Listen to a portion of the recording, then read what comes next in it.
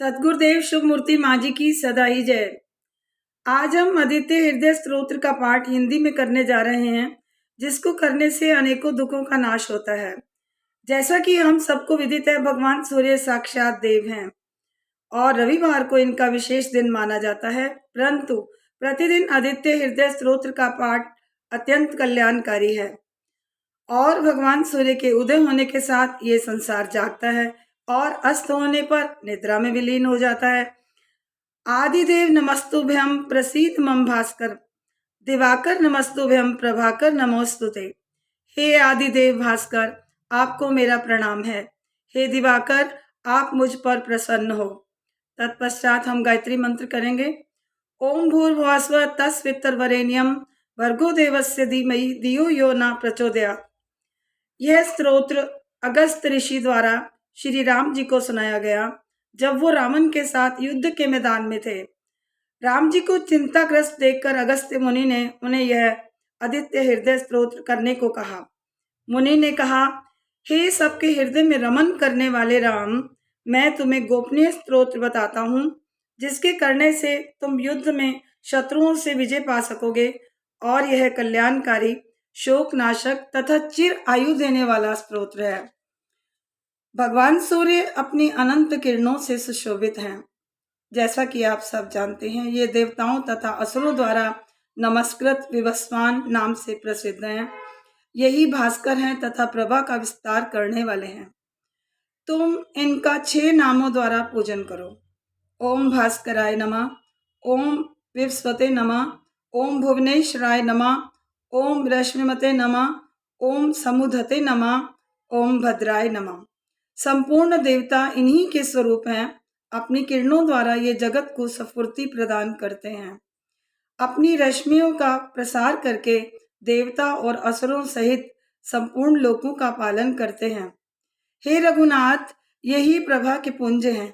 यही ब्रह्मा विष्णु शिव स्कंद प्रजापति इंद्र कुबेर काल यम चंद्रमा वायु अग्नि प्राण और ऋतुओं के प्रकट करने वाले हैं। इन्हीं के नाम आदित्य सविता सूर्य खग पोषण करने वाले गभसितमान सुवर्ण भानु हिरण्यरेता यानी ब्रह्मांड की उत्पत्ति के बीज दिवाकर हरिदश्व सहस्त्राची सप्तसप्ती मरीचमान तिम्रोन मंथन यानी कि अंधकार को दूर करने वाले हैं। शंभु यानी कि कल्याणकारी त्वष्टा भक्तों के दुख को दूर करने वाले। मारतंडक ब्रह्मांड को जीवन देने वाले। अंशुमान ब्रह्मा शिशिर स्वभाव से सभी को सुख देते हैं। तपन दिनकर रवि यानी कि सभी की स्तुति के पात्र। अग्निगर्भ शेख शंख आनंद रूप अदिति पुत्र शिशिर नाशन व्योमनाथ तमोभेदी और यजुर्वेद सामवेद और ऋग्वेद के पारगामी धन वृष्टि करने वाले। अपामित्र जल को उत्पन्न करने वाले। आकाश में त्रिवेग से चलने वाले।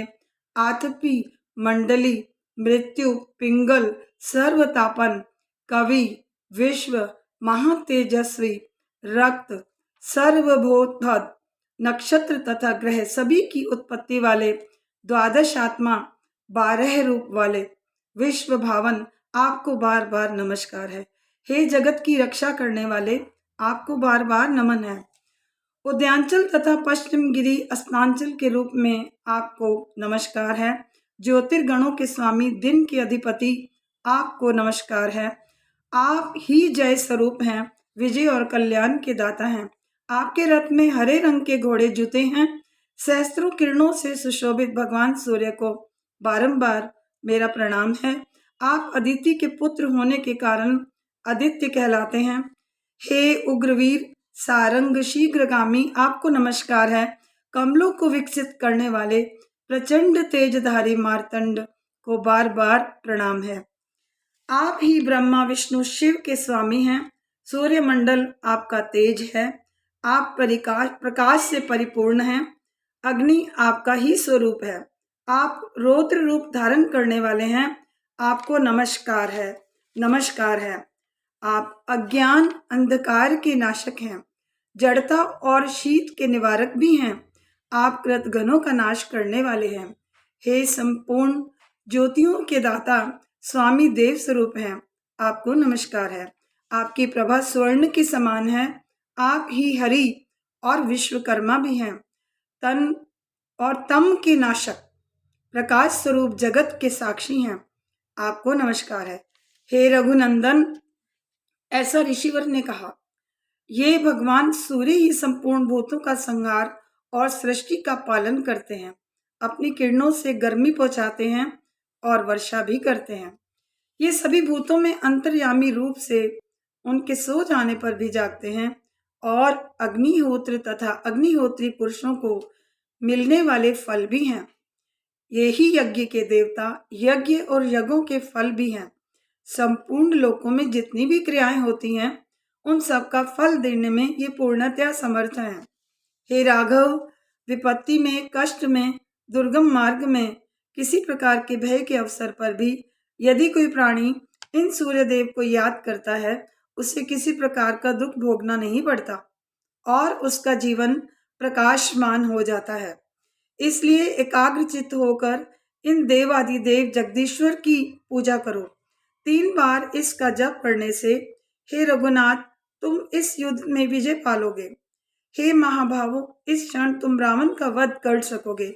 ऐसा कहकर अगस्त्य जी चले गए और महातेजस्वी श्री राम जी ने अगस्त्य जी के वचनों को सुना। उनका शोक दूर हुआ। प्रसन्न चित्त से उन्होंने आदित्य हृदय स्तोत्र को हृदय में धारण किया और 3 बार इनका जप किया।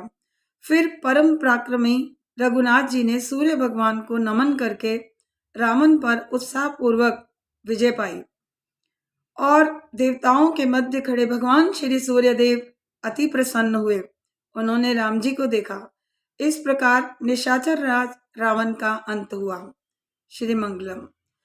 यह स्तोत्र यदि आपको पसंद आया हो तो इसे लाइक भी करें और शेयर भी करें।